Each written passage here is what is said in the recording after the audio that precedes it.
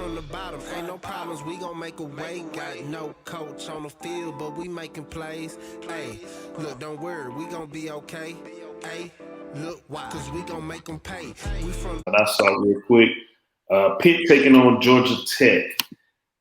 This line open. Excuse me. Man, they just moved.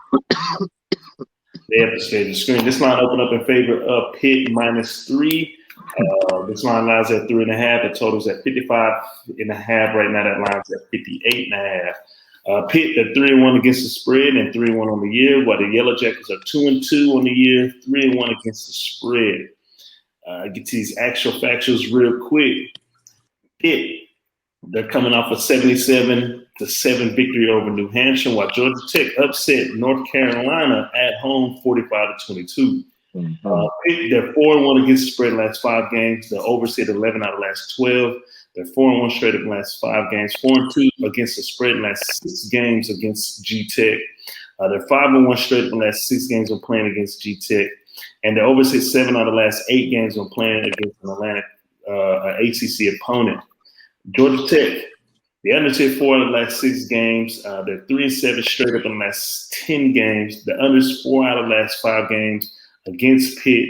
They overset 7 out of the last 10 games when they're at home, but they're just 2-6 straight up in the last 8 games against an ACC opponent, and 5-15 straight up in the last 20 games when played on Saturday.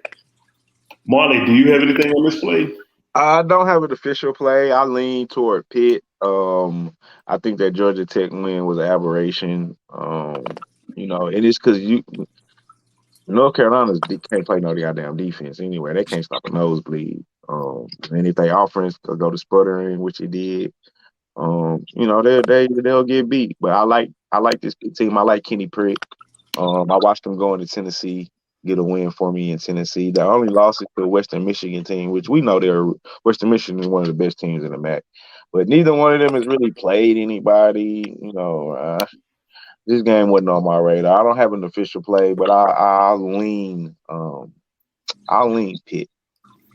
All right, flat top. I know you didn't get a chance to study this one, but do you have anything? Any leans? To me, the same thing for me. I think that Georgia Tech thing was a fluke.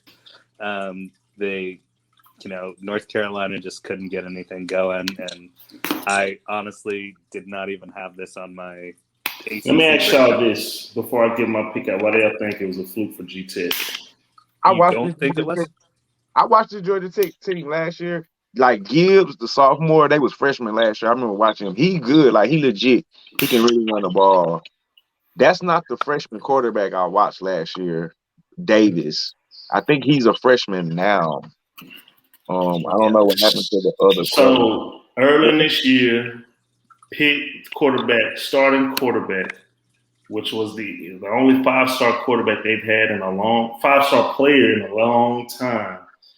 Jeff Sims, he was out the first couple of games, came back. The offense is totally. I think he's one of those guys like Cam Newton, Vince Young with the team.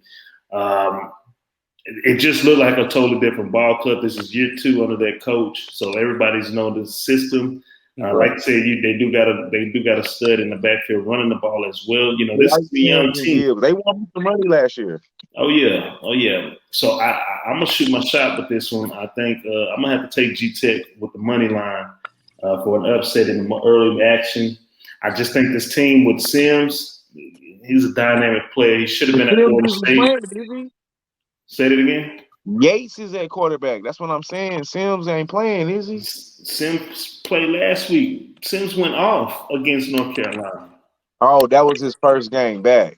That was his first game back. That's what I'm saying. Okay, that makes sense. I can see an upset then because I'm looking at Yates. Like, I remember being that quarterback until you said Sims. It was Sims and Gibbs because I won some money on Georgia Tech last year when Sims and Gibbs were freshmen. Yep, and they demolished North Carolina. I'm trying to pull up these stats real quick. Just kind of tell you how. That's different, but I didn't cap the game, so I don't want to just jump out there without like really looking at the game. So I'm still. Well, I'm capping this game, and just put me down with Sims back. It's a totally different ball club, and I think they take that momentum that they took from a very overrated North Carolina team, and they take it to Pitt. We got to remember, 2 weeks ago, Pitt lost to Western Michigan at home, 41-44. That's way too much points to be given up against a WAC team, against a MAC conference team. The week before, who did they have a hard time with? But they end up winning that game. Tennessee. That Tennessee game? Okay, well, Tennessee, they still got some athletes. But yeah, put me down. Georgia Tech money line. This is one of my upset plays. Now that Sims is back, like Sims and Gibbs together is dynamic. Like I watched destroy teams offensively last year. And that was, like you said, that was their first year under that coach, and this is second year, so another year in the program. So yeah, I can see Pitt going in there. I don't know if they will, but that's a tough game. I definitely can. I see where you're going though. Just real quick, just kind of give you some statistics from the last game. CMC went 10 for 13 for 112 yards in the air. He went 10 carries for 128 yards and 3 touchdowns on the ground. The defense held this North Carolina team to just 369 yards, 300 in the air, 68 on the ground. That's what I think the aberration is. That's why Georgia Tech was able to run 261 on the ground and just only pass 133. But my thing is this: if you can't stop the run, you can't stop the run. So let's not try to get cute. So I think this would be a nice little upset, plus money line.